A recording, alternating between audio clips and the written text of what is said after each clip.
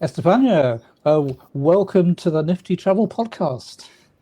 Hello, Alex. Thank you so much for your invitation to participate in your podcast. I'm super happy to connect with you from across the world this morning. Morning here and afternoon there. Yes, indeed. Well, the thing I always like to start by asking my guests is what your earliest memories of travel are. Wow. I think that in Colombia, at least from, let's say, the background that I am from, it's very common to go to the beach during vacations. So I am from Bogota, which is a city that is inland in Colombia, in the center of the country. So I think that the earliest memories that I have from traveling are going to the beach with my family, going to the Caribbean coast with them, and absolutely changing landscape for vacations with them. Yes, I would say that was the first memories that I have from spending time, taking planes and completely changing my surroundings. Yeah, absolutely.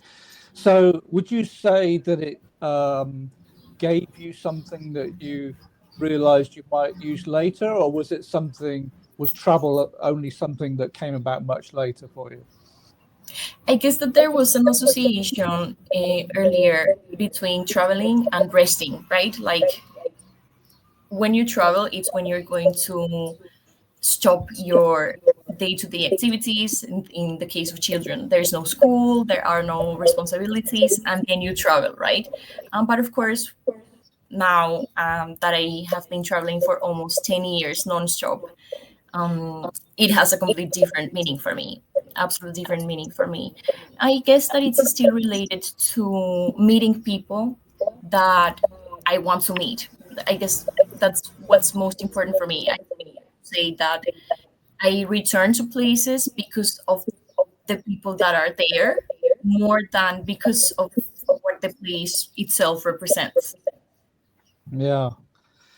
So, I think it's safe to say that you're not only from Colombia, but it's a place that has a great deal of meaning for you.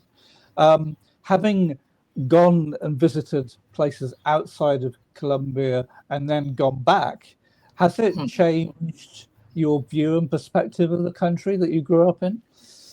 Absolutely. I mean, I think that it's funny because these days I was commenting to somebody else that I no longer know if I don't have a cultural shock when I travel anymore, and that I don't experience a reverse culture shock when I get back to Colombia, or if I am just permanently in a state of culture shock. I no longer know which one it's the case, because obviously every time that you go to a new place, you get a wider perspective and new factors in your set of criteria and new standards and new places from where you can compare not only your country but also all the other places that you've been to. So yeah, absolutely. I think that the first time that I lived for a longer season of time outside of my country was when I was 11 years old, and I did an exchange to the US. And it was a few months. It was not really that long, but you know that when you are a child, time just feels like it's longer than when you're an adult. So in my mind, it feels like it was an entire year, even though it was around 3 months. And that was the first time I actually experienced a reverse culture shock, coming back to the same school where I was studying before, coming back with a higher language proficiency than my schoolmates and kind of becoming myself more popular, because I had been somewhere else for a few months and the other girls in my school wanted to hear more from my experience. And also, let's say I did exchange in the US, studying in a school that was both for girls and boys, and in Colombia I was studying in an all girls school, so like the entire experience gave me a different understanding of the world back then.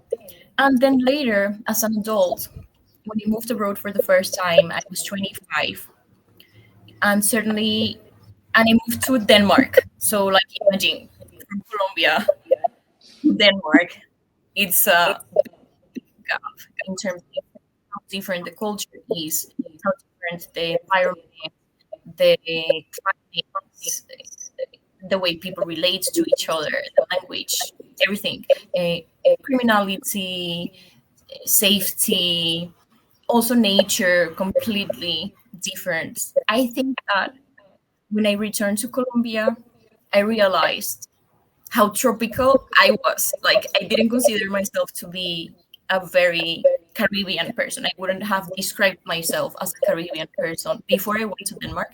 But when I returned and I felt so excited about seeing palm trees, for example, I was like, I'm so tropical, and my country is so much more, and not only my country, but my city, being Bogota, such a metropolitan city. I associated Caribbean and tropical with the beach, the sand beach, the Caribbean beach. And when I returned to Bogota the first time after being a few months in Denmark, and I saw palm trees in the middle of the avenues, I was like, wow, Bogota is like very, very tropical. Yeah, so certainly, yes, it changed my perspective of my country, and it keeps on evolving. It keeps on evolving. The more countries I go to, the more times I go out and return, I get new insights of my own country as well. So I suppose, where do I start? You you obviously spent some time outside of your country in America. You were seeing America as a young person. Did it really give you a really big shift in how young people interacted with other young people in America versus back home? You mean in the US, right? In the United Yeah, States of America? Yes, yeah. absolutely. Like, I was only 11 years old at that time, but I was already quite shocked about, for example, the level of education in the public schools in the US, which was a lot less than in the private school that I used to study in Bogota. So, just to give you an example, I was learning about topics in the US that I had learned when I was 7 years old or 8, and I was 11 then. So, like, just the content of the education was, let's say, a little bit more advanced in Colombia. Mhm. Obviously, also when I studied in Colombia, let's say the kind of literature that we were reading was in Spanish. We were reading literature from Colombian authors. So obviously, this was something that was not part of the program in the US, right? It was like completely different. And I was also shocked about how, let's say, premature kids were in school in terms of kissing, becoming boyfriend and girlfriend. Um, that was something that it was not the same. I guess that I was more of a child in my mind before I went there, and then when I got there, and in the school, I was seeing kids kissing, and there was a lot of more like sexual tension between the adolescents. That was something that was very different for me at that time. Absolutely, my first kiss was during that exchange, actually. Well, it's a very formative time. I remember going on an exchange as a teenager to France, and I think a bit Mm, like yourself, I learned more French mhm. language in 3 or 6 weeks than I had in the previous 2 years. Um, Yes, yes. and I completely saw. I thought of myself as being European, even though we're on a little island, a little to the left. But you see Europe immediately in a different way completely. So I certainly relate to some of the things you've been saying. Yeah, and Alex, just let me add something there in regard to the language. For example, I've been in Brazil for almost like 25 days right now, 27 days right now. And even though I had already studied Portuguese before from let's say academic standpoint, books with classes, having that cultural immersion and actually being here with the people that speak Portuguese all day, speaking to children, speaking to older people, speaking to people on the streets, just skyrocketed my language skills in no time. Like the difference between the level of Portuguese that I had when I arrived and the level of Portuguese that I had 2 weeks later was impressive. And I am so much for cultural immersions being the thing to learn a language.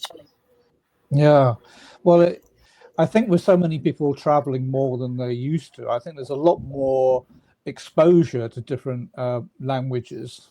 Um, when I first traveled as in the 1960s, you didn't meet that many overseas people. You literally had to go and travel to those countries to get that immersion. So, talking about Colombia, Yes, um, no, you're from Bogota. I haven't yes. heard a fantastic amount about it. I've read about it. I'm told it's a special city because somebody described it as you can't tell where the city ends and the countryside begins. Yes, Would you it's say true. that is? Would you say that is an accurate description?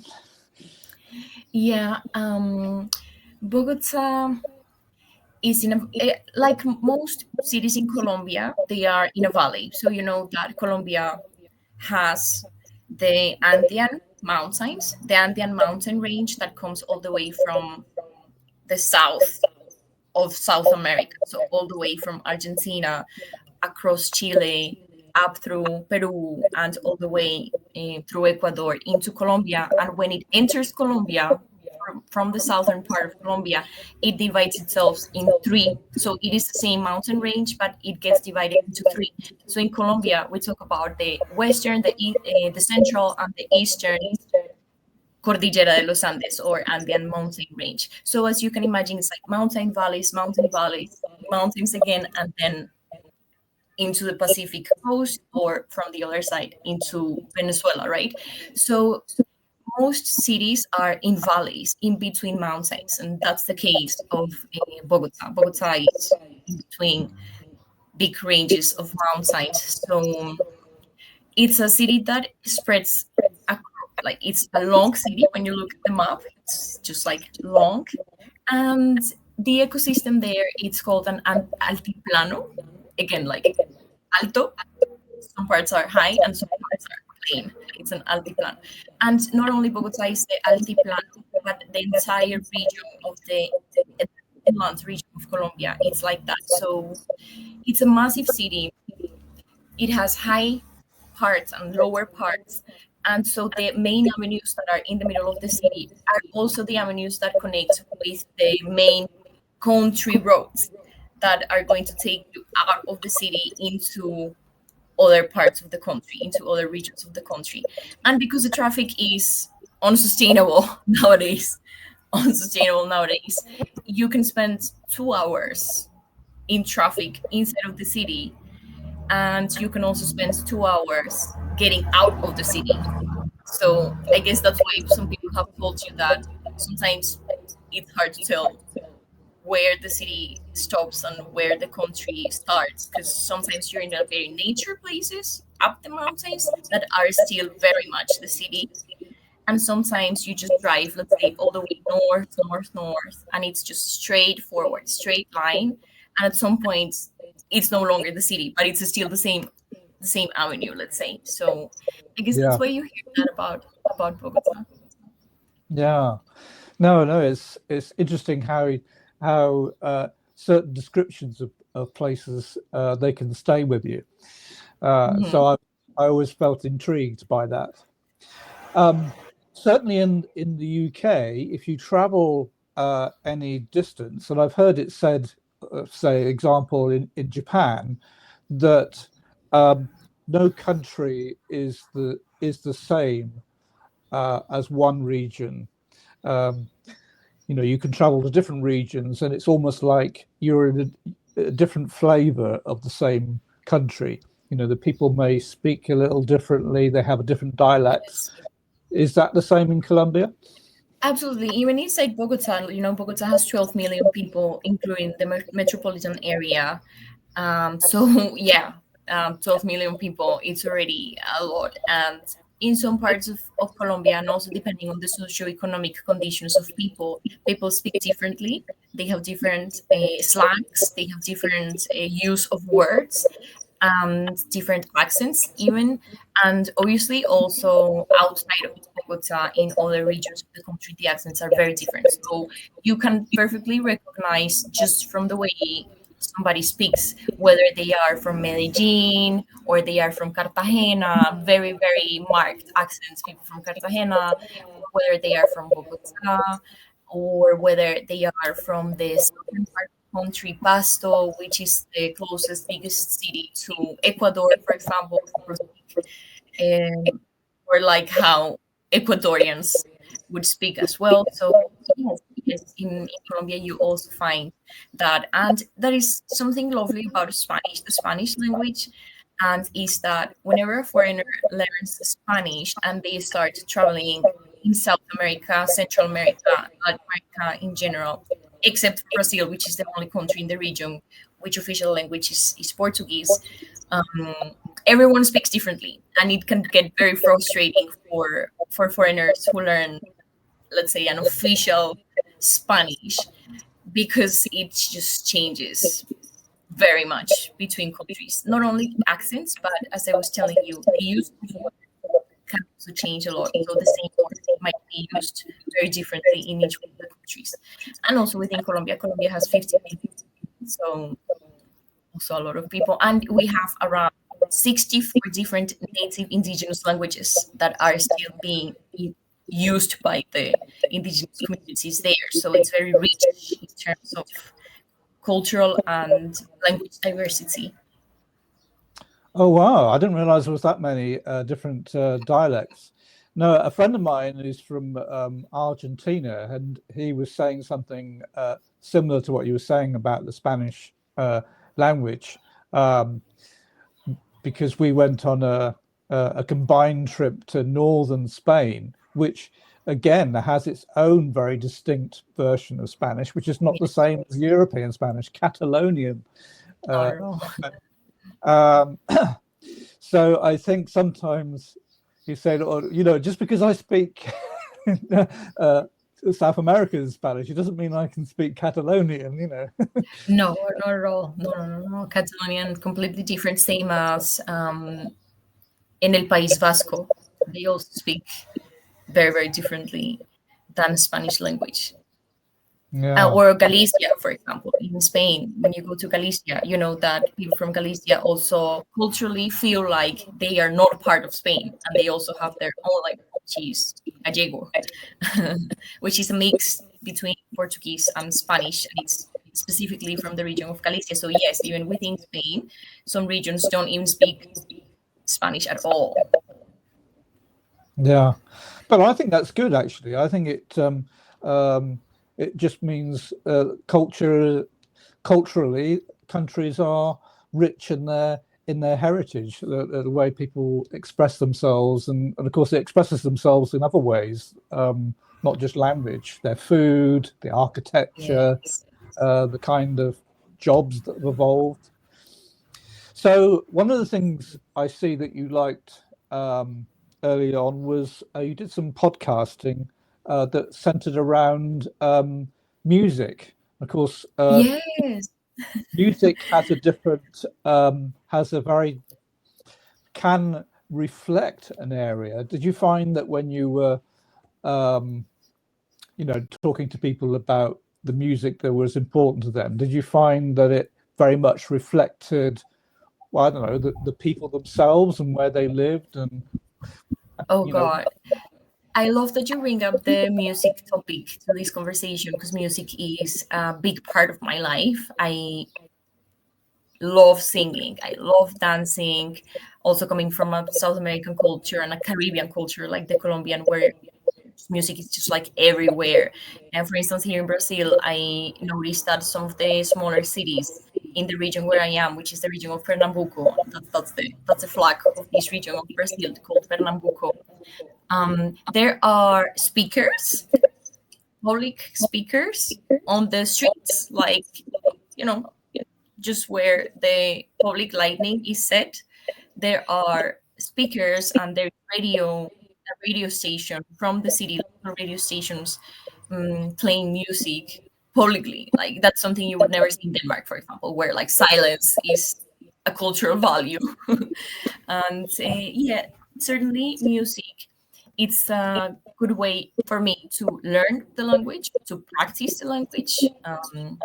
I like having playlists that are in have music in French, have music in English, have music in Portuguese, even in Danish. That is a very tough language to learn, and even though I lived there, I never managed to actually get not even near to fluent in Danish. Also because everyone speaks very good English there as well.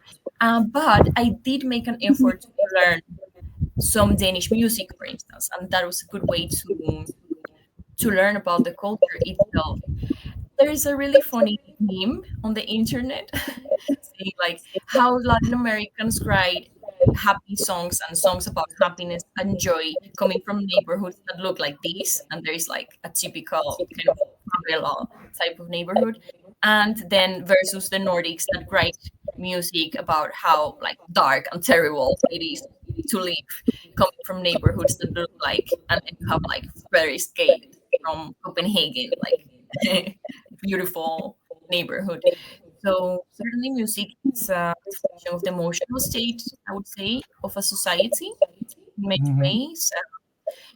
When I hear Brazilian music, it's so like the love is so passionate, like it's so, I would say, like sugary, uh, so it's sometimes like even too much, even for me being Latin America. And that is how Brazilians are, right? Like they just put their hearts into every single thing they do. Everything is kind of dramatic and extremely romantic in that sense. So yeah, music, big part of culture, big part of language. So Brazil is a massive country, isn't it? But Brazil is also, a whole continent. Like Brazil, it's impressive. Yes.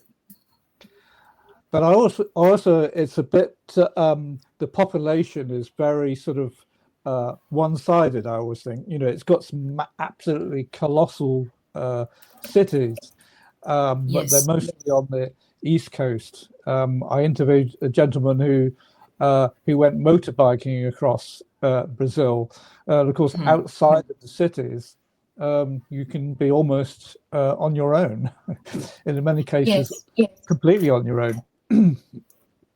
Yes. Yes. Brazil. It's actually divided in. If you, of course, there is like the geopolitical division of Brazil, and then there is the ecosystem regional division of Brazil. So you have a big part of Brazil that is 100% Amazon rainforest, Amazonian. Then you have the region which is drier. It's a savanna. It has this kind of rodeo culture.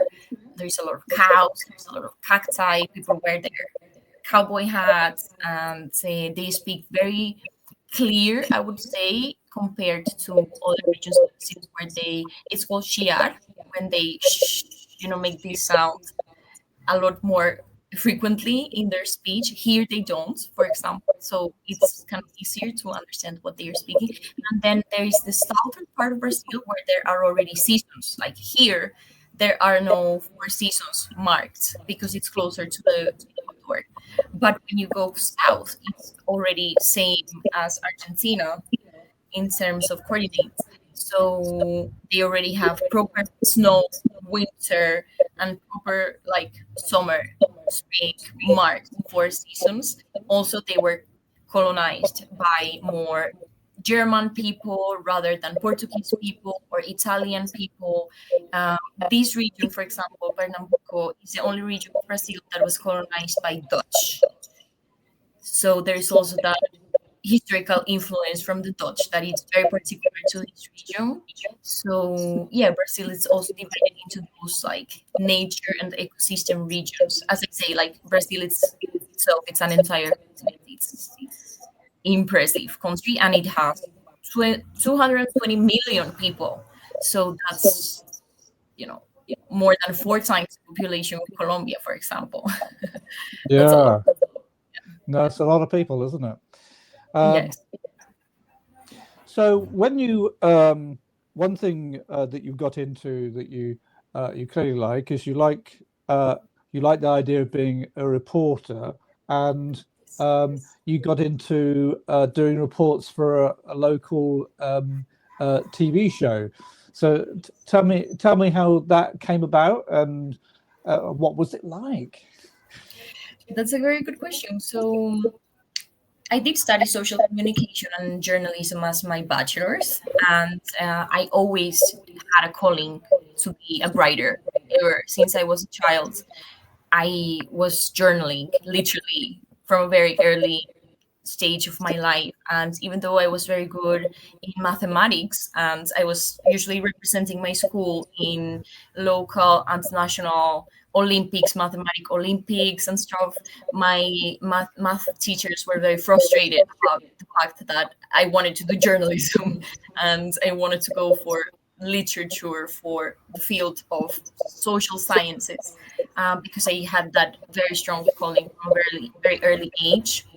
During university, I was very critical of television. I didn't really like the media approach to news, like the traditional media approach to news. And I studied all my studies, I did scholarships, my school, like middle school, high school, my bachelor's, my master's degree, absolutely everything.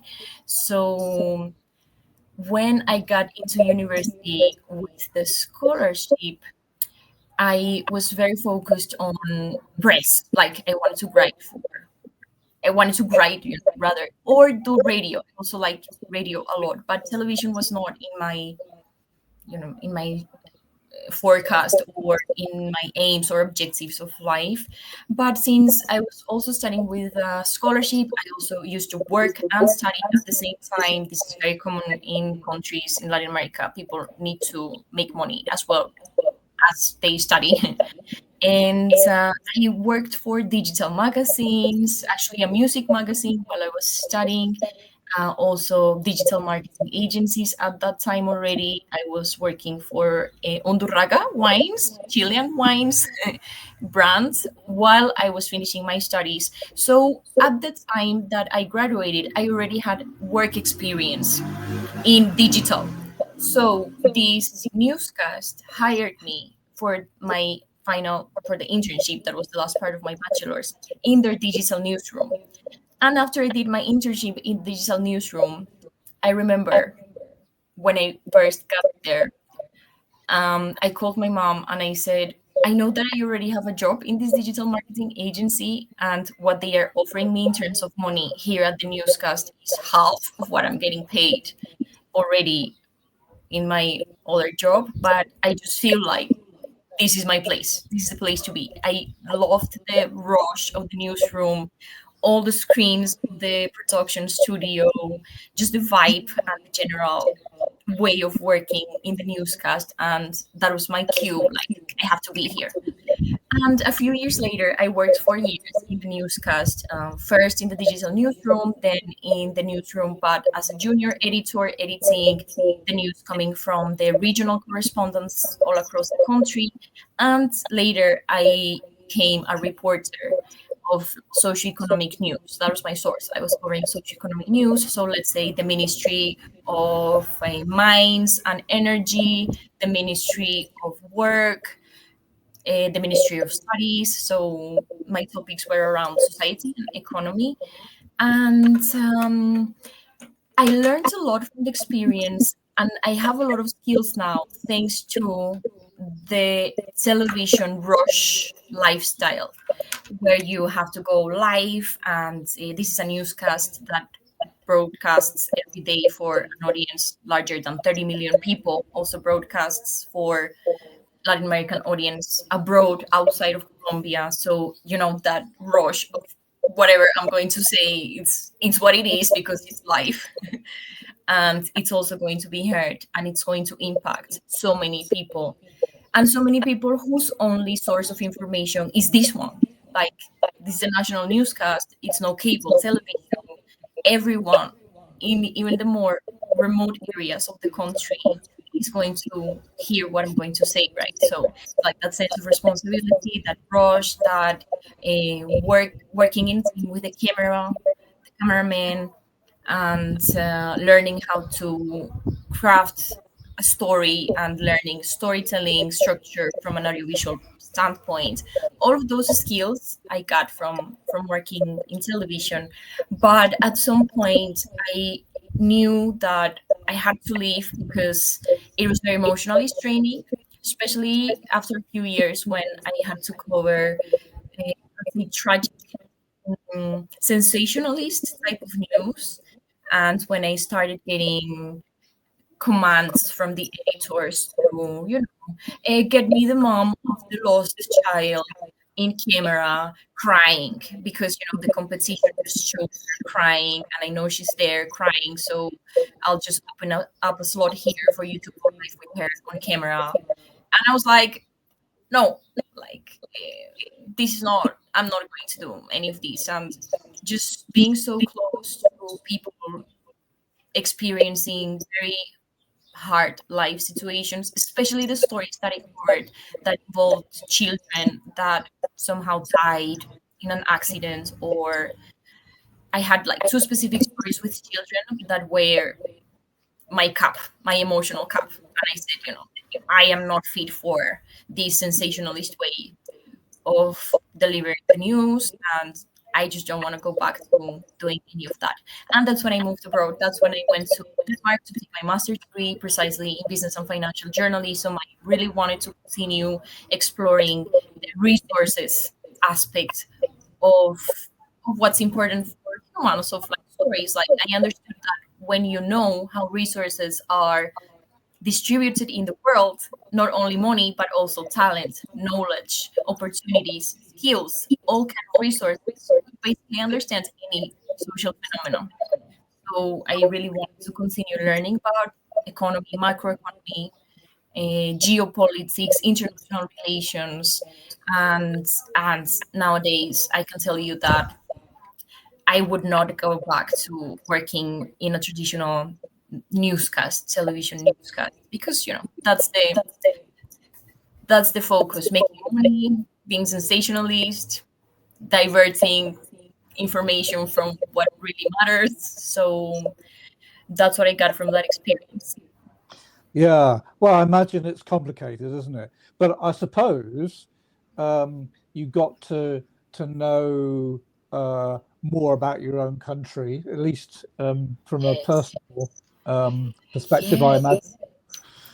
Actually, yes. I remember that the first story that I was instructed to cover was outside of Bogota with a group of doctors and pilots that got together and volunteered to go to remote areas of the country for 2 or 3 days.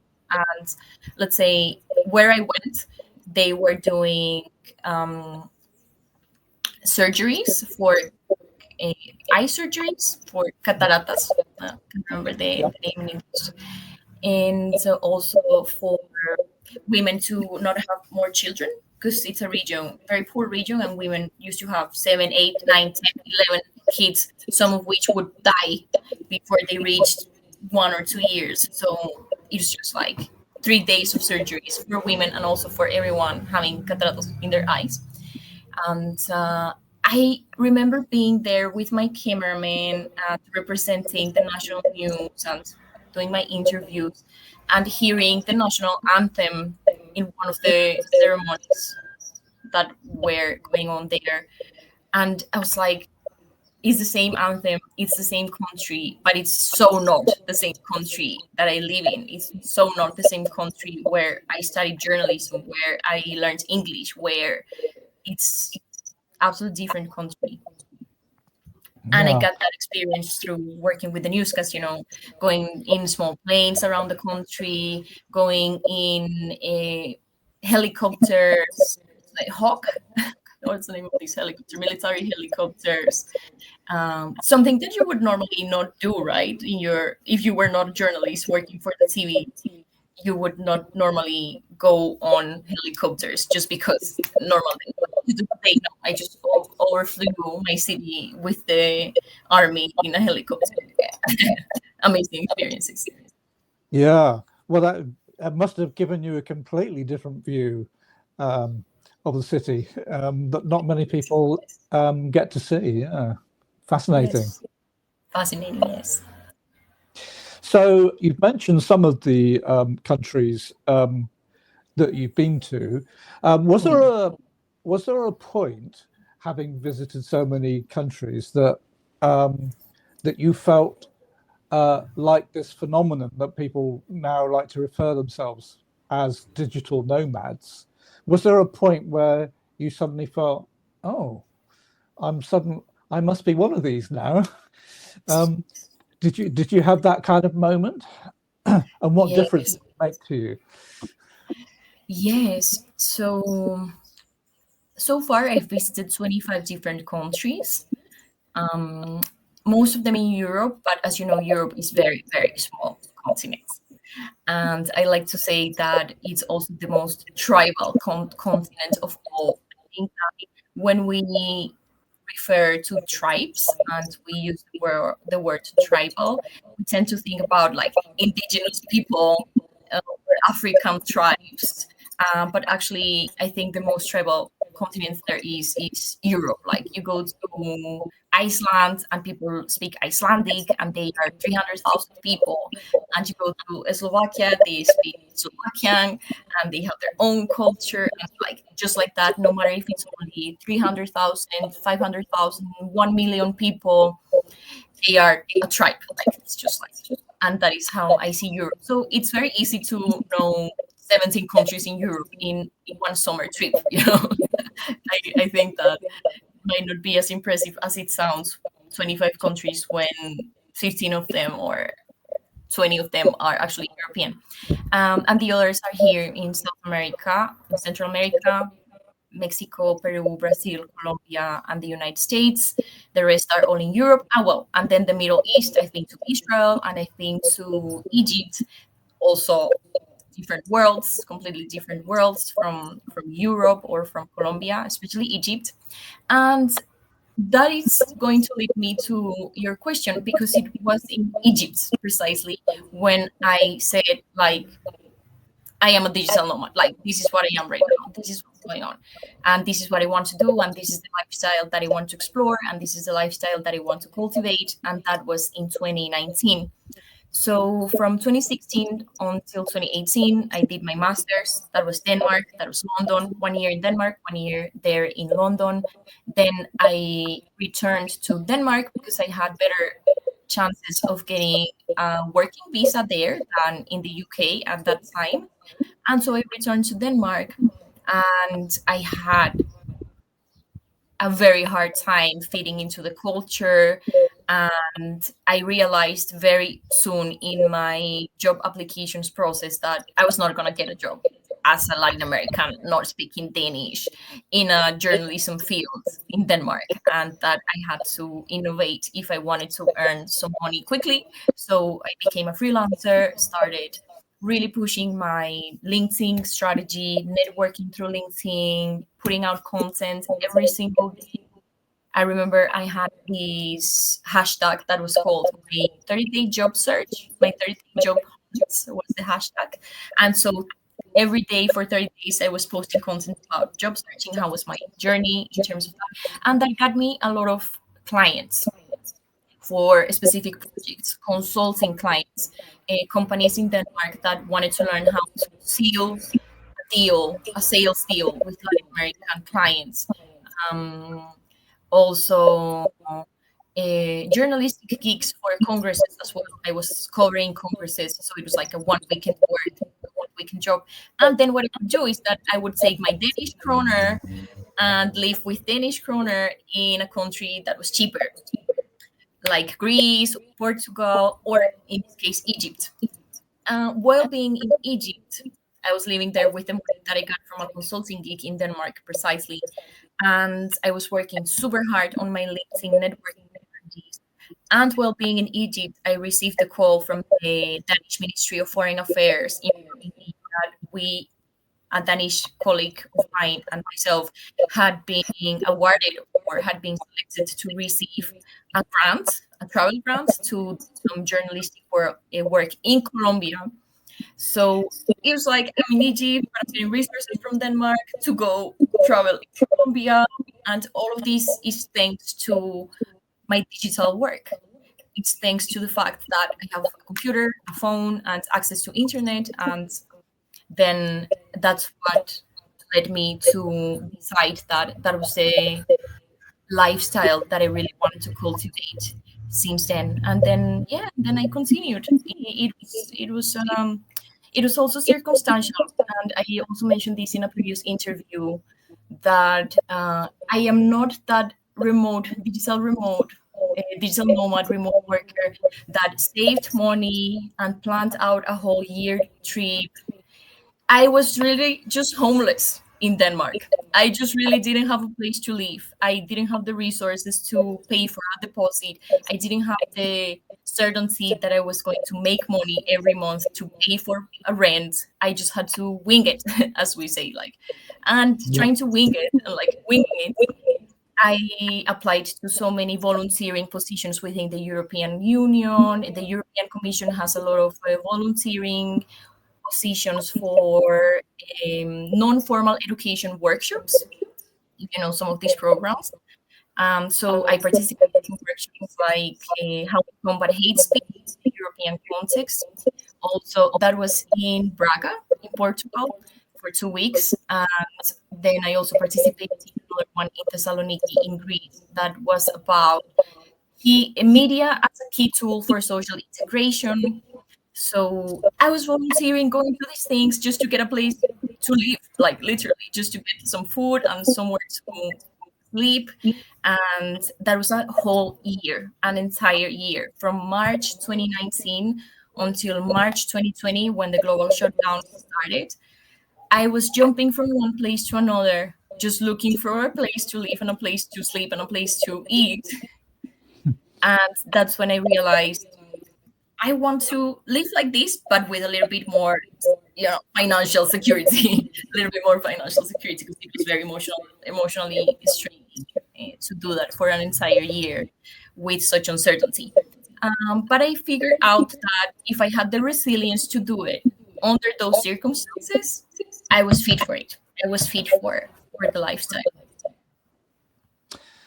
Yeah, it sounds like it was a little bit chaotic, but Yes, it was. one thing I noticed was that you had someone film some documentary type work, and which you posted on your website, and a couple stood out to me when I think you were interviewing a student in Denmark and maybe a student in London. Was there something, do you find that students that are going to college or university have a very particular point of view that is, I don't know, attractive to share with audiences, that sort of time between young adulthood and actual adulthood? Did you find that an interesting topic? Yeah. So first, I actually produced my own documentaries because I did journalism and I also did audiovisual production as a minor during my bachelor's. So my major was in journalism, my minor was in audiovisual production. So I love filming. I love also being behind the camera as much as I love being in front of the camera. So I also like to, but you only have two hands. So it's also good to have a crew. But usually I only had crews when I was working for television. All the other short documentaries that I've produced, I did produce myself. And it's yes, I think that I don't know about now because I've been out of university for 8 years already. What is it? Yes, since 2018 when I graduated from my master's. So I don't know about students today necessarily, but back then, and I guess that when you study, you just have different expectations of what the world actually looks like and what the working environment actually is. Just the fact that we go through school, college, university, having 3 to 4 month vacations per year, and then you just move into the workplace and you have what 15 to 20 days per year vacation. It's like why did I spend 25 years of my life having 4 months vacation just to find out that that's actually not how adults generally live? So yeah, I think that students usually have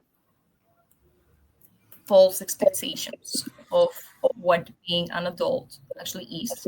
And I do think that education is usually not giving people the skill set that is required to navigate relationships in a work environment, for example, or even finances, or just like more practical skills and practical things that you need to learn, that you need to do as an adult, just like taxes, or, or just like corporate ladder or corporate structure, things that you just don't learn. So yeah, students have a very false view, I guess, of life. I had a false view of journalism when I studied, and when I worked for the newscast, I hit the wall. Like, okay, journalism, the way I studied it, sounded very beautiful, giving the voice to those that don't have the chance to speak for themselves.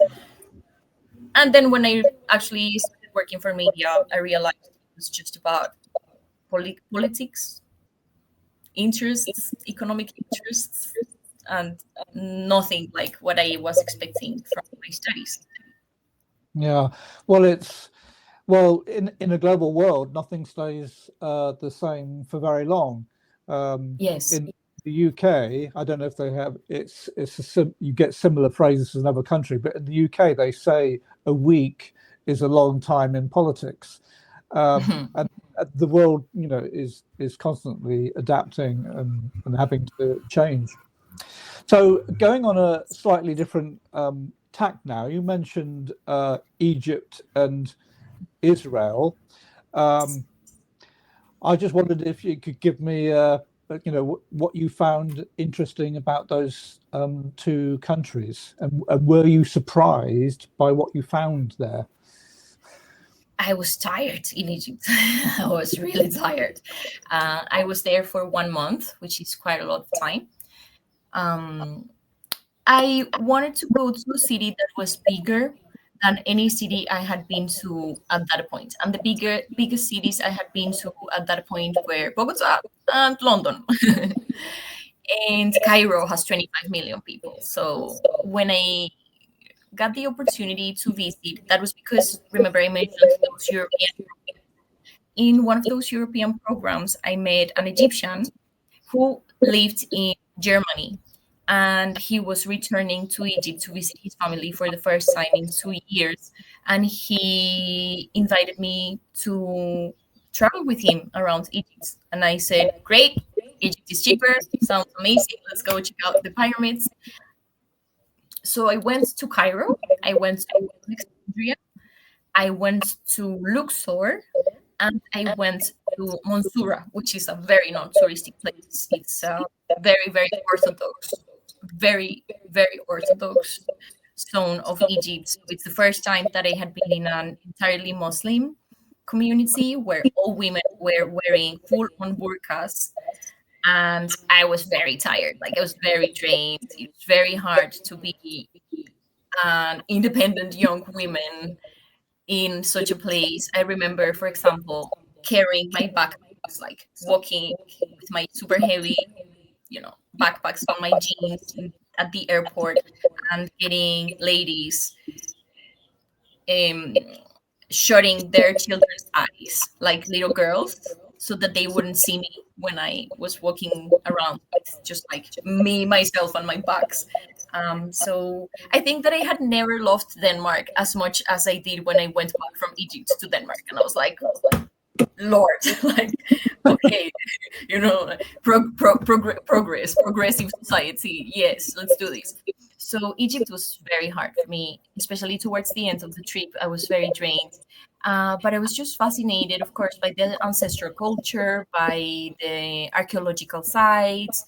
Even my friend at that point, he was also very tired, told me, let's go to Sharm el Sheikh, which is more Western, like because it's very touristy. You'll find like white people all over the place. Everyone will be wearing shorts and bikinis. And I said, I have good beaches in Colombia. Like, I have Western culture in Europe.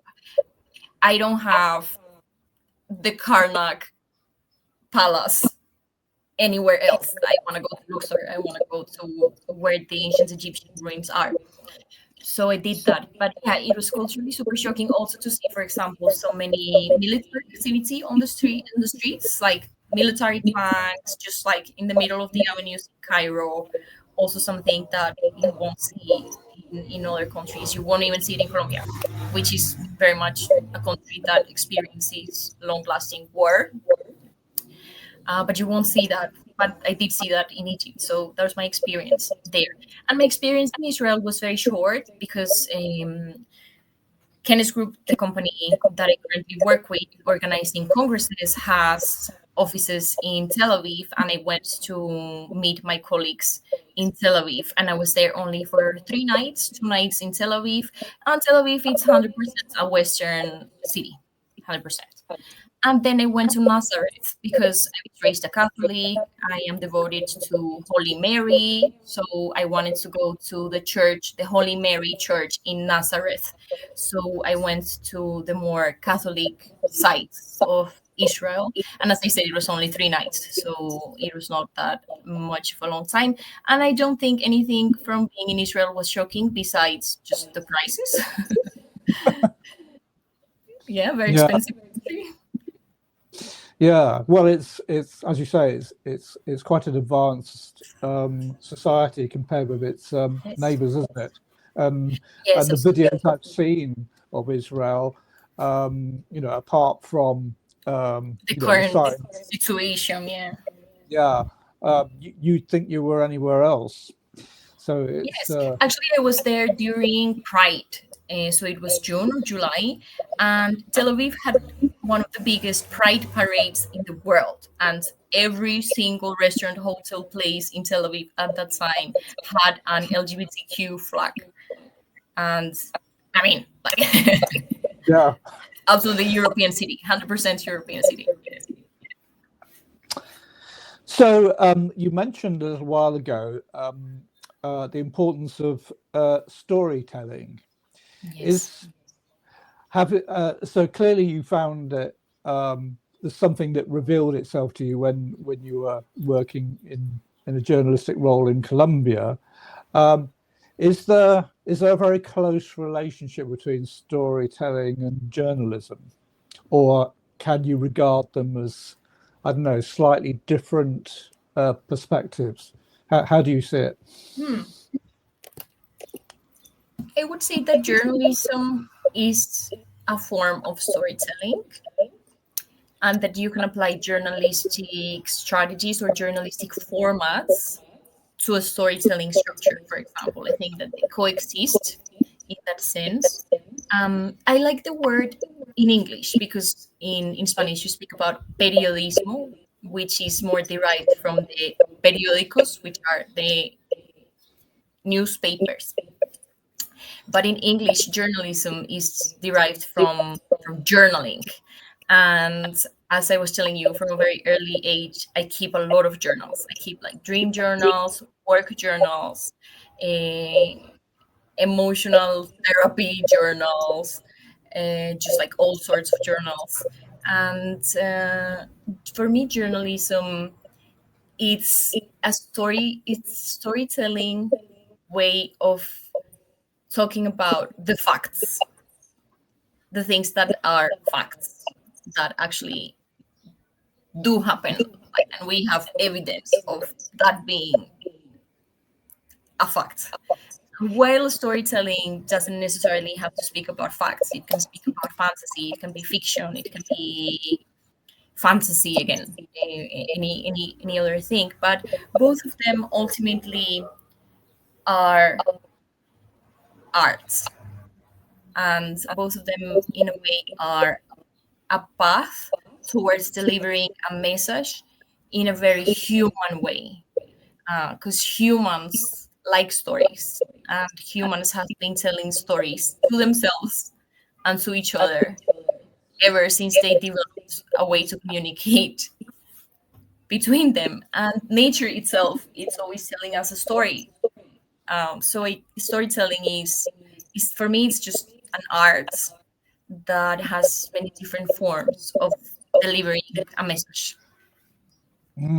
Absolutely does. And that nicely segues to a story you did with a young man in Europe. He was at the time looking to run a business using drone technology, and I thought it was interesting because not only does is the visual side of storytelling really interesting, but when you add music to video and stories, it really sets the scene. Do you think do you see that interchange between those different elements? You mean like the visual aspect of storytelling, like video clips for music, video clips and music? Can you elaborate a little bit on that question, please? Um, yeah, I just find that those media outlets which see the correlation between words, visual, and sound really seem to be the outlets Oh yeah, yeah. that can really, I don't know whether it's selling the story is the right way of describing it, but they can tell stronger stories that resonate with listeners when they learn how to Yes. combine those three things. Yes. I understand now.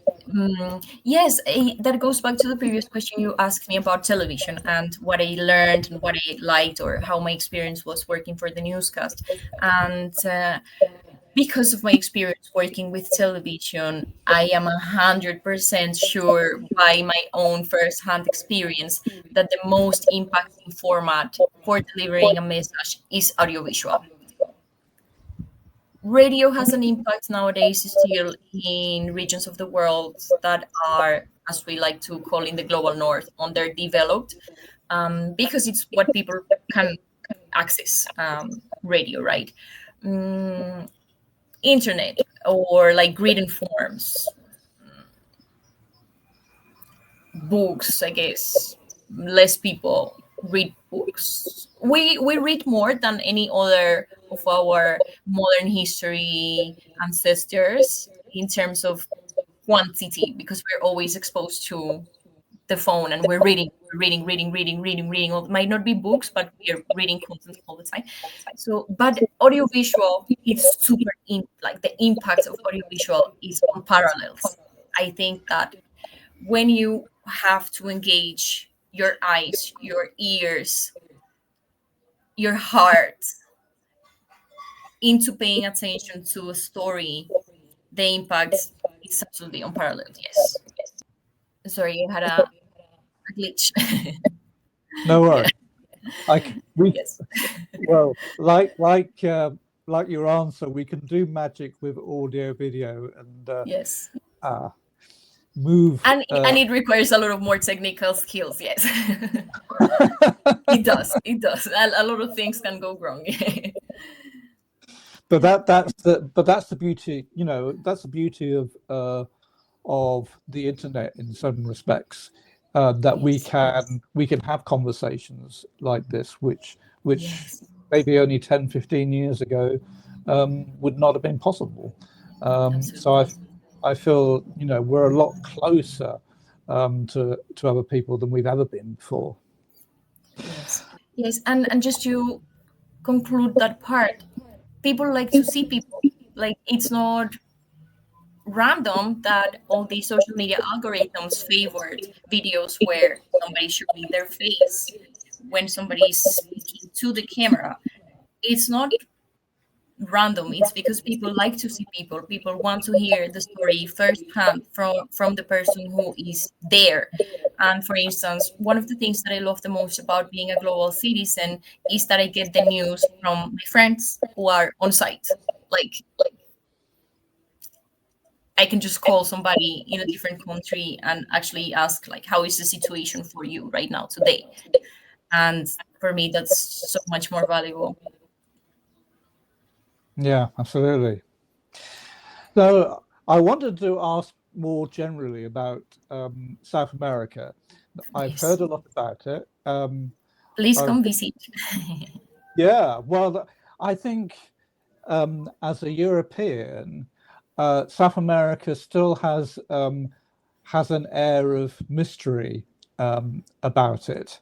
I've visited quite a few countries in Europe. I've been, you know, lucky enough to go to places like Asia and Australasia, North America. Mhm. But South America has a has this mystery about it. Yes. Um, do you think all the people I've spoken to, I get the feeling that it is a continent full of hidden gems? Yes. Would you say that that's true? And if I should visit South America myself, where should I go? Oh my God. Woo. So I guess let's start by making the differentiation between Latin America, South America, Hispanic America, because they're like different Americas, right? And that's why Latin Americans, we are so insistent that the US is not America. The US is the United States of America, and America is the entire continent, from north to south. Now, Latin America starts from south, the US. So I would say Miami, Florida, also Texas, even some parts of California. You go to California, every single supermarket has everything written both in English and Spanish. You have access to almost the same types of fruits that you have in Mexico, in California. So even those regions of the United States of America, I would already consider to be Latin America culturally. Then you have Mexico, all Central America, Salvador, Honduras, Guatemala, Panama. You have all the Caribbean islands. So you have like Cuba, Haiti, Jamaica, all the islands that are still colonized by UK and by the Netherlands, Curacao.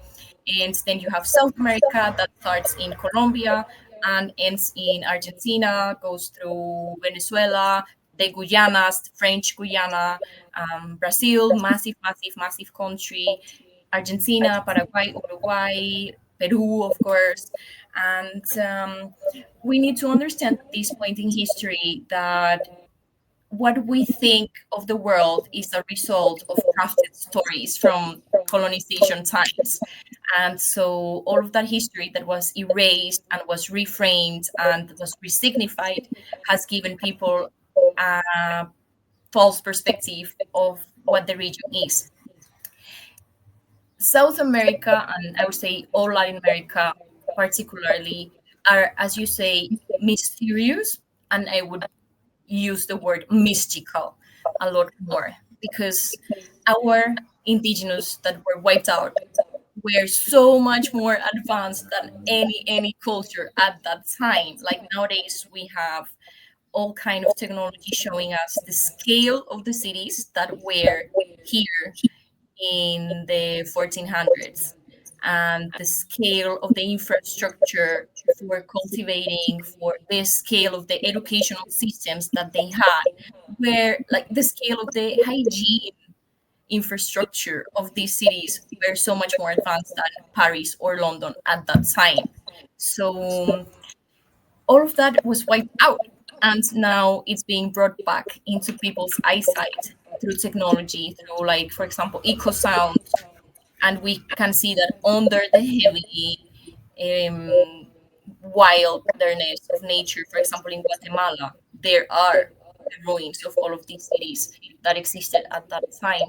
And that mysticism of those cultures that were so respectful of nature, that had such a spiritual connection to the earth, to the planet itself, to the territory, this like spiritist's view on the world, where each tree has its own spirit, each mountain has its own spirit, and you can, as a human, you are part of that system, and you can invoke the solidity of a mountain for your life, you can invoke the fluidity of a river. This way of relating to nature, it is still in our DNA, right? Like we still have the DNA of those cultures within our bodies, and we can still relate from a very emotional standpoint to nature that way. So I think that brings a massive mysticism to the region. And what is most beautiful about it is the vastness of nature, how big everything is. I remember coming back from Europe in Colombia, and when I have brought my European friends to visit Colombia, they agree that they feel so small because in Europe, nature is not that big. Like, you go to places in Northern Europe where most of what you see are berry bushes, which are smaller than you, like shorter than you. I also have a theory that that's why some countries have just a general superiority complex in regards to nature, because literally all nature around them is smaller than them. But then you come to South America, Latin America, and everything is just so much more bigger than you are, and you just feel so much more smaller. Like, this is so vast. Like, what am I even in this world compared to all of these? And that's what makes it so mystical and mysterious. And all of the ruins and all the ancestral knowledge, ancestral medicines, ancestral culture, again being brought back into the global eyesight, are making it more evident that it is a very mystical region. And I would highly recommend that when you come to South America, go to places.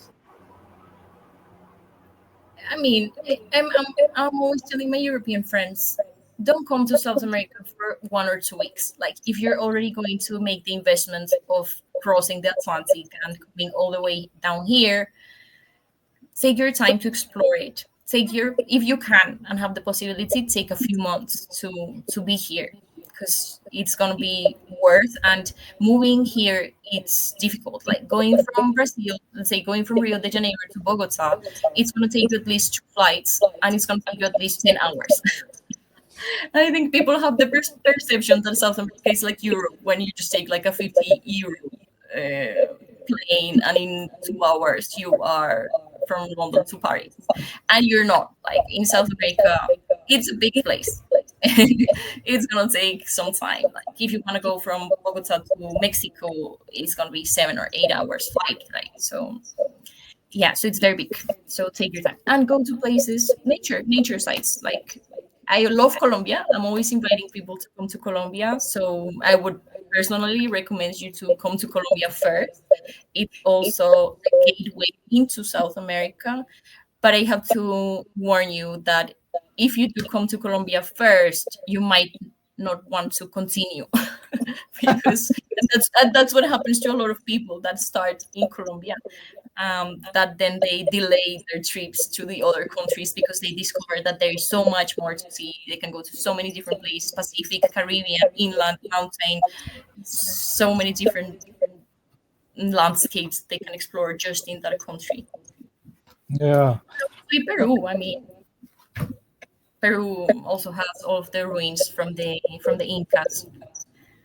So also, and it's very recent history. It's very recent history, so it's very fresh. All these Inca cities are very fresh, so very nice to see. Well, it was interesting what you briefly mentioned medical, because one of the people I interviewed who did this motorbike ride, he stayed with an indigenous family, and he said, "Should I?" What should I take for insects? And the person looked at him and said, well, you can leave all of that behind. I'm going to show you what we've learned Yes, over, yes. over It's thousands of funny. years. Exactly. It's funny that we talk about alternative medicine when it's the original medicine. Like the original medicine is plants. Like Yeah, that's the original one. Pharmaceutical medicine is the alternative to plants for people who live in countries where they don't have access to the plants. If you ask me, like the actual alternative to the original is pharmaceutical. But plant medicine is the original medicine, and people here still have that knowledge, and the survivors, indigenous survivors, still have that knowledge, and actually they have a calling and they have a mission themselves for sharing this with the world. Nowadays, they are very open to receiving people from all over the world and teaching them about ancestral medicines, because they think of it as part of their world mission to help people actually not address the symptoms of an illness, but actually cure themselves from the illness. They Ancestral plant medicine, it's a cure. It's not a pill. It's not for 1 or 2 days relief. It's actually to cure you from your illness. yeah. I think we have a lot to learn from nature, even today. Yes, Well, yes. Too. um, I wanted to ask a final few questions around how you feel about traveling around our world generally. Presumably you've seen good examples of traveling, and maybe you've seen things that could be better. What's your observation about, are there things we can improve upon when it comes to traveling from A to B? From an operational logistical standpoint. Either that, yes, because sustainability is something that is becoming a much more important conversation Yeah, uh, yeah, yeah. at a time when more people are traveling than ever. Do you think it's possible for us to become a more sustainable travelers? I love the sustainability topic because I think it's also being blurred by buzzwords and it's like 10 trendy topics that are blurring us the bigger perspective. When I think about something being sustainable and the world being sustainable, I think of it in a social perspective as well, not only in an environmental perspective. And having studied globalization and having experienced for 10 years what it means to be a global citizen, I would say that the carbon emission discussion, it's taking way too much attention from other aspects of globalization and sustainability. Like, can we be a sustainable planet where people hate each other, where there is racism, where people do not welcome others because they're different or because they speak a different language or because they live differently? I don't think that's sustainable. We're going to end up destroying the planet with atomic bombs. So what's the point of thinking that we can save the planet by flying less planes if we are actually flying planes to get soldiers from one side of the world to another to kill population in the other side of the world? Like, what? It's like that's where I'm like, there's no coherence in the sustainability conversation if we just think of it from an environmental standpoint. I think that, for example, environmentally speaking, the situation with the ocean and the pollution of the ocean. It's a lot more serious, tragic, and dramatic than the carbon emission ones. Not to diminish the carbon emissions effect on the planet because it's very big. And I also think that we are also underestimating the capacity of the Earth itself to heal. The Earth is a lot more intelligent than we are. The Earth is a lot older than we are as a species. The Earth has healed itself from many destruction phases. So I think we're also underestimating the capacity of the Earth there to heal itself. And which this is such a big topic, a super big topic. I think that just for traveling, I think that if we just first of all stop thinking that we can do things better all the time. We're in a culture that is so obsessed with the next step, the next step, the next one, the next one, the next one, the next one, that we don't take time to appreciate the current one. I already think it's teleporting that I can go from Rio to Lisbon in 7 hours. Like, it's already very close to teleporting. It's incredible. Like, just a few decades ago, that was not even imaginable. 100 years, 200 years ago, people were dying in the ocean to reach one country, one continent, go from one continent to another, right? So I think it's more of looking at it from a more holistic perspective, social, environmental. How can we actually leverage on traveling, and what is the purpose and the impact that traveling actually has in people's lives? Not just traveling for the sake of the picture, but for the sake of social and human integration, and how that actually compensates for the carbon emissions that the plane is emitting in your journey, for example. I don't know if that answered your question. It's a really big topic. Yeah, it is a big topic. And as you say, it's not easy to summarize very easily. But is there an aspect of travel that you would change? You know, what would you like to see?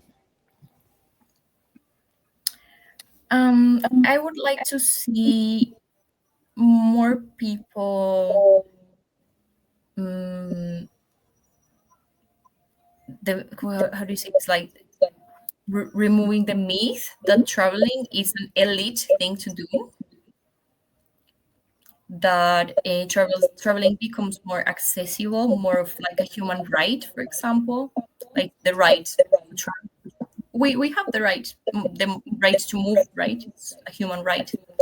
But in reality, people are building walls around their countries. So like it's like two sides of the same coin. So I would like to see it more of a human right, being more accessible for people. And I think that people in the travel industry are already doing the best they can to figure out how to transition to more environmentally sustainable ways of traveling, for example, without totally collapsing the business, because we're still in a capitalistic world and we still need to make money. So they're not gonna just like stop operations while they figure out how to make it better, but they are trying their best. Like, I work with the meeting sector. I go to congresses all over the world, and this is a big conversation. And I can tell you from the inside that the industry is doing the best they can with the resources they have, without them being politicians and without them having the capacity to impact that much policies and politics. They are doing what they can to offset carbon emissions, to transition into more sustainable fuels that are not like fossil fuels, but I mean, a plain gasoline. It's how it is right now, right? So what it has to be done, it's already being explored at least. Well, the world is a large and very interesting place to visit, and I think the more people that have that opportunity, the better. Yes, Well, yes, agree. it's been absolutely amazing having a chat to you, Estefania. I could chat all day. Yes. Um, so You told me this was a coffee-like conversation. So when you come to Colombia, I will certainly have a very good coffee ready for you so that we can have this conversation offline and take our time discussing and sharing life stories. absolutely. And thank you for giving us your valuable insights and time. So thank you very much for joining us today. It's my pleasure, Alex. Thank you so much for inviting me and enjoy the last bit of the winter. We're there before the flowers come back. Absolutely. Thank Yes, you. my pleasure. Ciao, ciao.